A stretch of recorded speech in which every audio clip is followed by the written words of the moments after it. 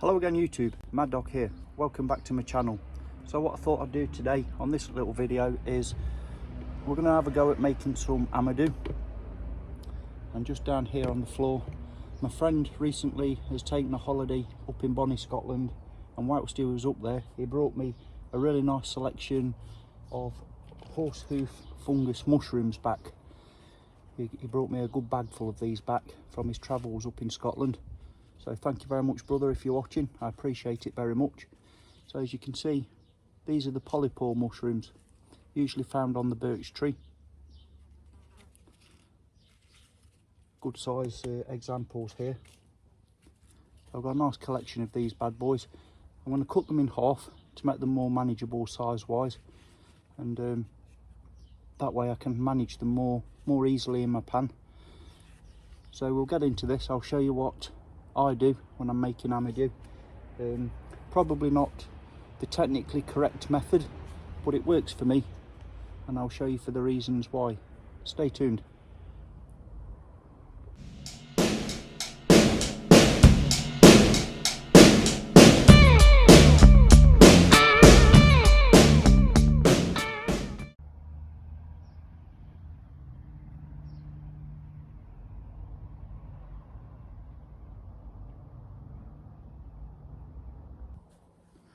Welcome back. So what we're going to need for this, we're going to need a good sized cook vessel.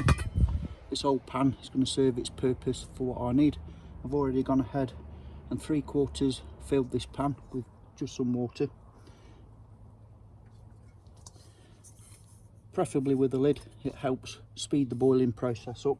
We will need to boil this for a good length of time, around an hour, somewhere around there. I've also got on this little tray here some ashes from a previous fire. Now when I say ashes, the white fine powdery ash dust from the top, we ideally don't want too much of the charcoal in there. We actually just want to try and get the ash, and that is to introduce into our water, and that will make a lye solution which will aid in the combustion process once the Amadou has been processed and cured. So what we're going to do first is get our fire pit lit up. I've got a few fat wood shavings just inside of there.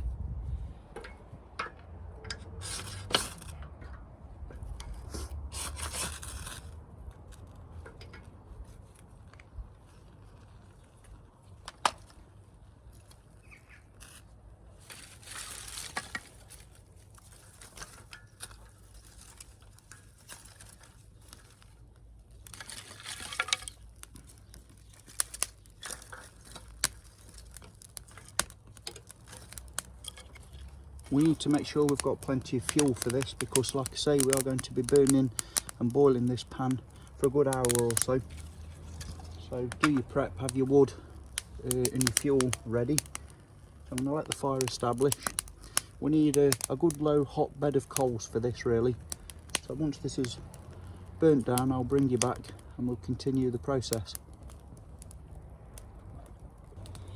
So whilst the fire is getting itself established, I'm just going to go ahead and cut these polypore mushrooms into more manageable sized pieces. These are my old Silky Zubat.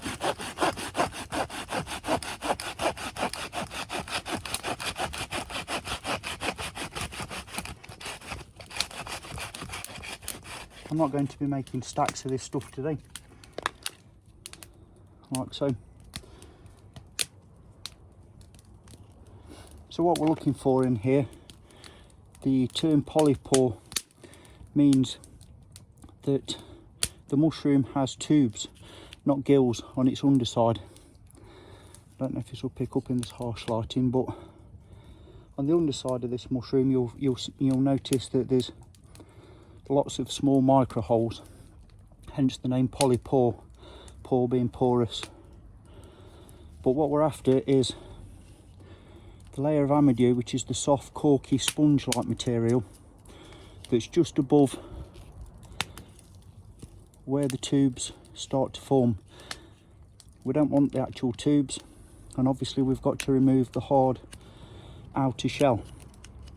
Now the reason I boil the mushrooms up from the offset is to soften this as well, so that it makes it easier to remove with the knife. Once the shell has, you know, gone more supple, it's easier to work with, and we're killing two birds with one stone basically. We can make the shell easier to remove, and we're already starting to condition the actual Amadou layer that we're after harvesting. That's why I'm adding the lye water straight away. It's just shortening the process.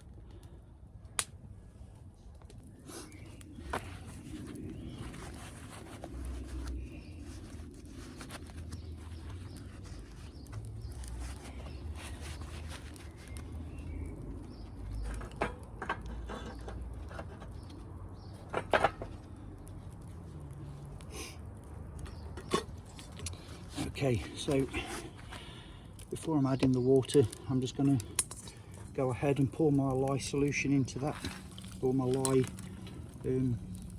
ash to make the lye water.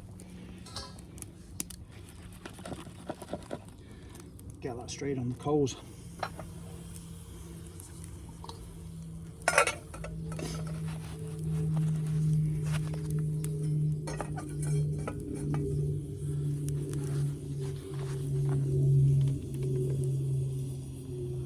We're going to bring this to a boil and try and keep the coals low then, so that I can maintain a nice simmer without it being too over exuberant where it boils over. Just a nice rolling boil, and then we're going to add our Amadou and boil it for around an hour, somewhere around there. So it's a lengthy process, and for how much I intend to process today, the actual end result, it isn't that massive. You know, that's why this stuff, to buy it off the internet, is so expensive. It's time consuming, and you use a lot of resources to make a small amount of Amadou. But once you've been successful and you've made a good batch, it will last you a long time, and it is really effective tinder for your flint and steel firelighting. And it's a great fun little project to do, you know, whiles away a while. So it's a nice experimental thing to try. And with it being a traditional sort of method, I do enjoy that. I love the old school stuff.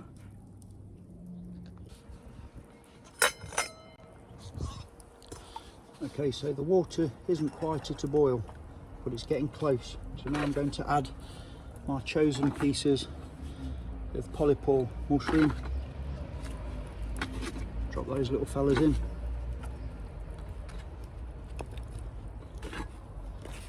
Or as many as I can fit, that's going to have to do. I might just chop the top off of this piece. She's got some good stuff in there.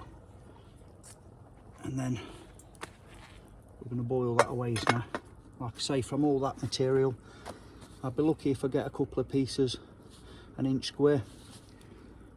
I'm not too worried, to be honest. I'd rather have a small amount of good quality stuff that works than a lot of stuff that's poorly prepped that doesn't work when required. So now it's just a matter of waiting. Okay, so I've had this simmering for about 40 minutes now. I have had to top the water up again.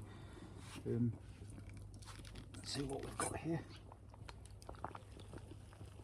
Oh, just like Mama used to make. So what I'm going to do now is basically, I'm just panning down here a little ways. Take our pieces of well-boiled polypore mushroom, put them on my baking tray, allow them to cool a little way, so obviously we can further process them down with a knife then.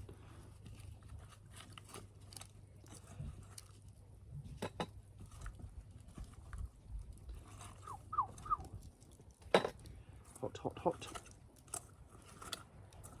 Come out. There we go. Okay.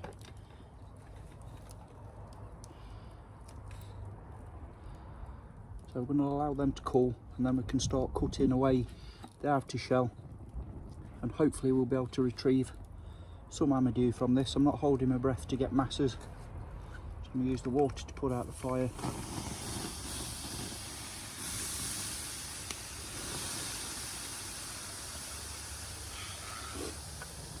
and once this is workable I'll get back to you.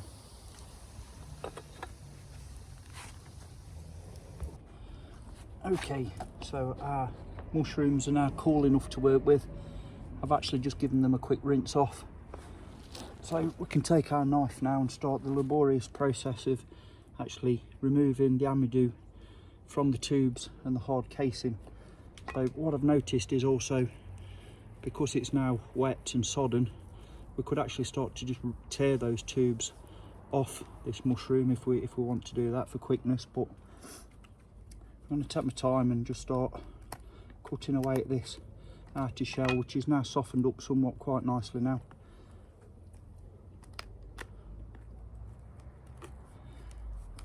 Just slice into that and remove it.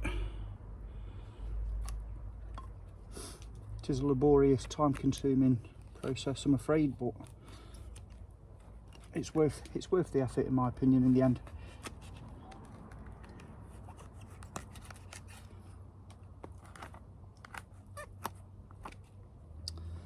So while I'm doing this, go get yourself a brew. Once I've got some pieces of usable Amadou, I'll bring you back and show you what I've got. Welcome back. So I've gone ahead and processed some of this. There isn't actually as much Amadou in these polypores as I would have hoped, but I have managed to salvage some small pieces. I'm going to clear the decks a minute. Ready for the next process. So I've got tiny little offering here, and basically what I've got to do now is take those small pieces and either using the back of your knife or the heel of an axe, something like that, just gently start kneading and tapping your pieces of Amadou out, and this is going to break up the fibres inside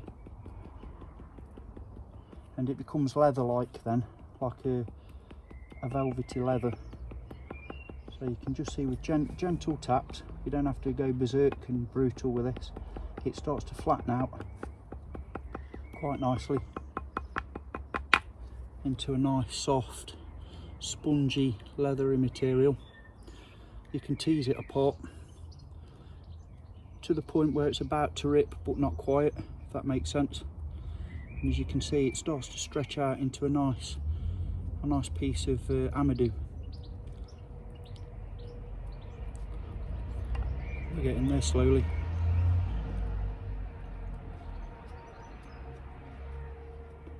That's quite a nice piece. So we're left with a nice soft velvety like material there. We'll leave that in the sun, it needs to start drying off. Let's take another piece. What we got here, another small little piece here. Same method, we'll just start beating it flat.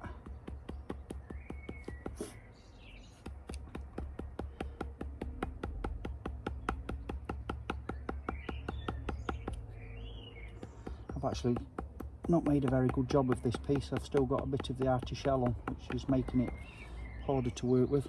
That's my bad. But I ain't going to worry about that right now, it will still take a spark. If we open the fibres up enough, but as you can see, it's starting to stretch. Oh, I broke that bit there. It's starting to stretch out into a nice usable piece of Amadou. So I'm going to carry on with this on all my little nuggets of gold that I've got on my pan down here. And once I've got it somewhere near ready for the complete drying process, I'll bring you back. Stay with me. Welcome back. So after much faffing, this is it. This is what I've managed to produce from my quick rough-assed attempt. I've only really ripped through this. I've not taken as much time or as care as I should have done really. But as you can see, I've got a varying degree of success here. That's obviously the prized piece. That's turned out very nice. I've got one or two pieces that show promise. I've got another piece here which is flattened out really nice, and now I've just got to let these properly dry in the sun. They need to be absolutely bone dry obviously. Even the pieces that have broken up on me, I'm not going to completely give up on them, because once they've dried out, with further further bashing, further processing, it will still catch a spark. You know, something's always better than nothing. So whilst it might not look the prettiest, I would still include this into a little tinder pouch or my flint and steel kit, because even if you use a good piece to catch your initial ember, you can then go ahead and transfer that ember into something a bit more scrappy like this that you're not really that bothered about, and that will further extend your coal, giving you a better fighting chance of success with your bird's nest. Even if your tinder is marginal, it will just transfer and become a nice hot cherry coal. So don't give up on something just because it doesn't look pretty. You know, as long as it works, if it works, it's good. So I'm gonna let this dry out now, and then I guess the only thing left to do is actually give it a run, get the flint and steel kit out, and see if we can't blow something to flame. Welcome back. So as you can see, I'm back in the garage, and our pieces of Amadou have now dried out sufficiently where I'm hoping it will catch a spark. So I'll bring you down here onto the bench just for a demo, and what we'll do is I'm going to take a piece of our Amadou and just tear it off. And I would recommend tearing, not cutting, because we want to expose the fluffy fibres on the very edge of our Amadou.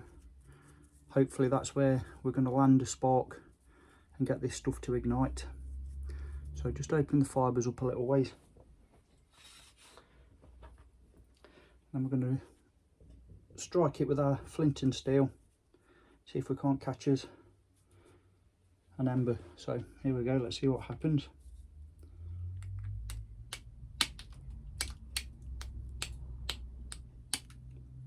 Okay, there we go. So hopefully, as you can see, that's taken quite nicely. We can now go ahead and further extend our coal, even using some of the more lesser quality piece, let's say, if you want to, and transfer that coal onto one of our less pretty looking pieces, you might say, which when you introduce this to your bird's nest will then further increase your coal, therefore transmitting more heat into your tinder bundle, especially if your tinder is marginal or damp. This does it does help. So I'd say that's a success. I'd easily be able to blow that to flame now with some well prepared tinder. Yeah, I'm happy with that.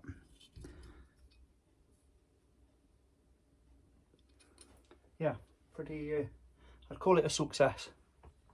So whilst I haven't got masses of this stuff, I'll just try again with another piece just quickly. Piece off here, I'll just pull that apart, and we'll go again just to prove it wasn't a one-off fluke.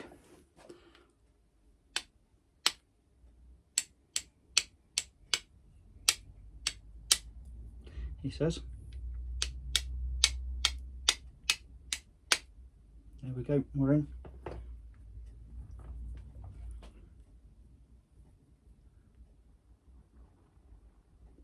Yep, nice little ember straight away. Excellent.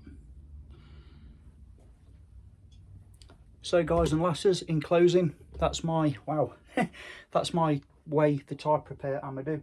Might not be the most professional or the most technically accurate way of doing it, if you like, but it's always worked for me. And whilst, like I say, you don't get a lot of this material and it is time consuming, I do enjoy doing it, making it, and it's worth doing a batch of this to put in your various flint and steel kits that you may have.